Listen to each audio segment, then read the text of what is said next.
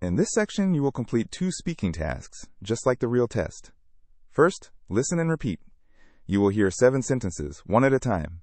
Each sentence plays only once and is not shown on screen. Repeat it aloud exactly as you heard it. Then, take an interview, 4 spoken questions with no preparation time and up to 45 seconds to answer each. After each task, you can check yourself, the full transcript for listen and repeat, and model answers for the interview questions. Now let's begin.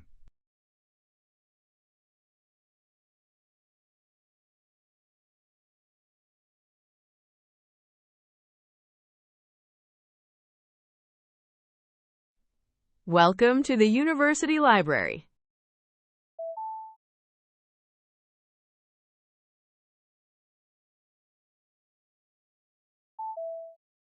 Course textbooks are kept behind the main desk.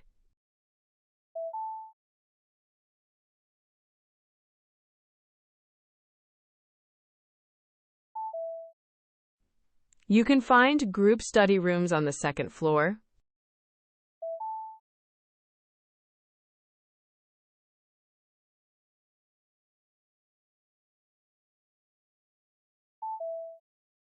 Please remember to keep your voice down in the reading area.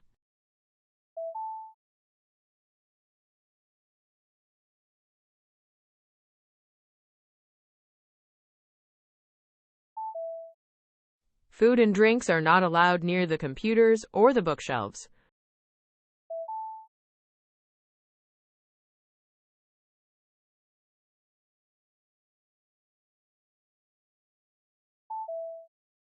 If you cannot find a book, a librarian is always happy to help.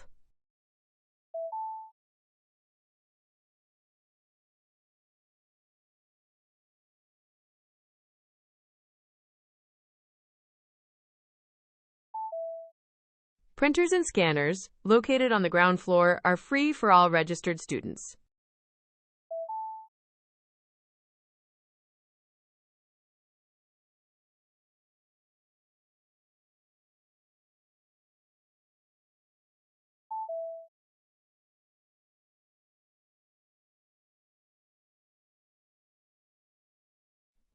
Welcome to the University Library. Course textbooks are kept behind the main desk. You can find group study rooms on the 2nd floor. Please remember to keep your voice down in the reading area. Food and drinks are not allowed near the computers or the bookshelves. If you cannot find a book, a librarian is always happy to help. Printers and scanners, located on the ground floor, are free for all registered students.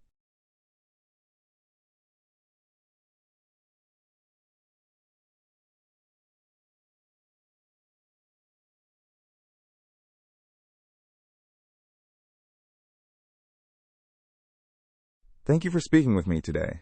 To start, if you had the opportunity to learn any new skill or hobby right now, what would you choose and why?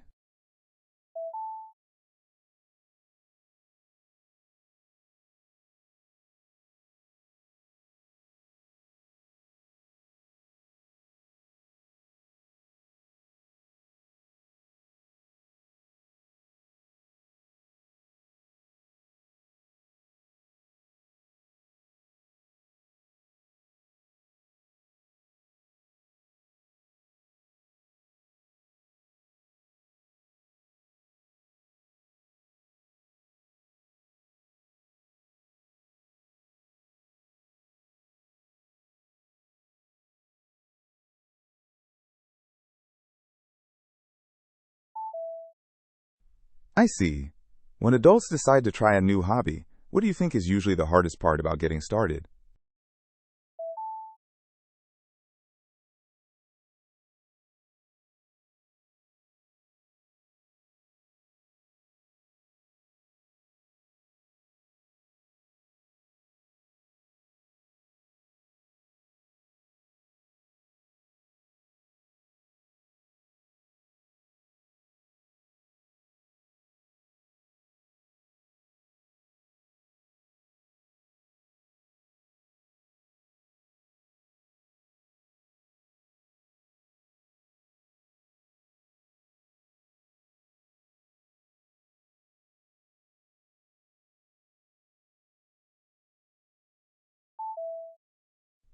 That makes sense.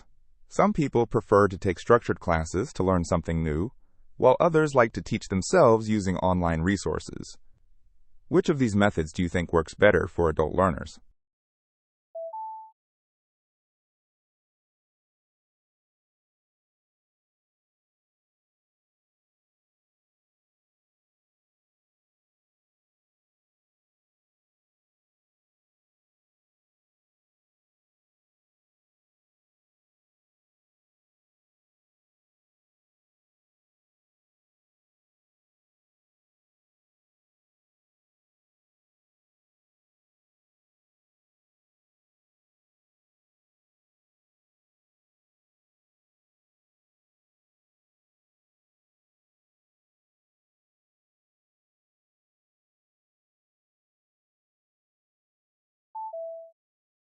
Good points.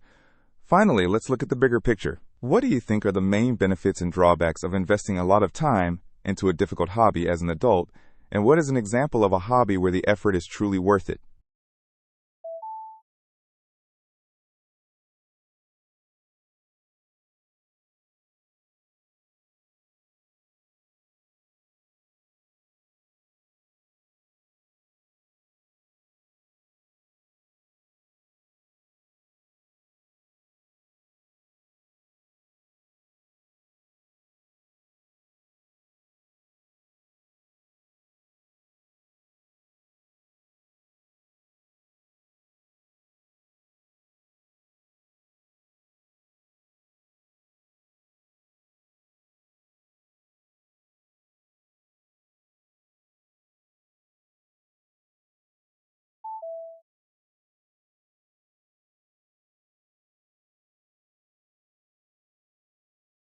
I'd definitely choose pottery.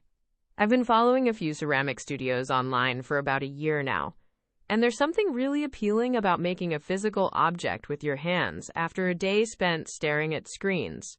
I think it would also teach me patience, honestly. You can't rush clay, and if you do, the whole piece collapses. So it's partly the creativity and partly the chance to slow down. And on top of that, my city has a small studio that runs evening classes, so it actually feels realistic, not just a daydream.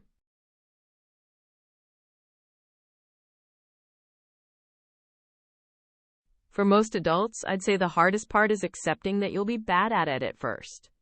When you're a kid, being a beginner feels normal. But as an adult, you're used to being competent at your job and in your daily life. So producing a lopsided pot or playing a wrong chord in front of strangers feels genuinely uncomfortable. Time is a factor too, of course. Work and family eat up the evenings. But in my experience, people find time for things they enjoy. It's really the embarrassment they struggle with.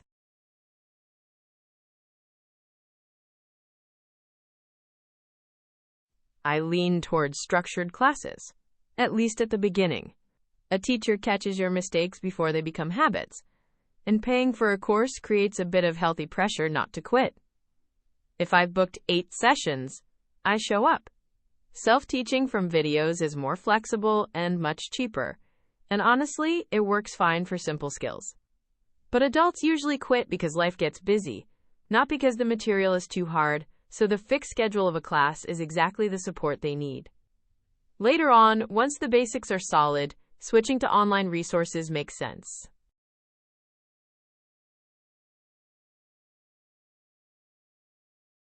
The big benefit is what it does for your confidence. Proving to yourself that you can still learn hard things at 30 or 50 changes how you approach everything else. It's also a real rest for your brain, because you can't worry about work while you're concentrating on something difficult.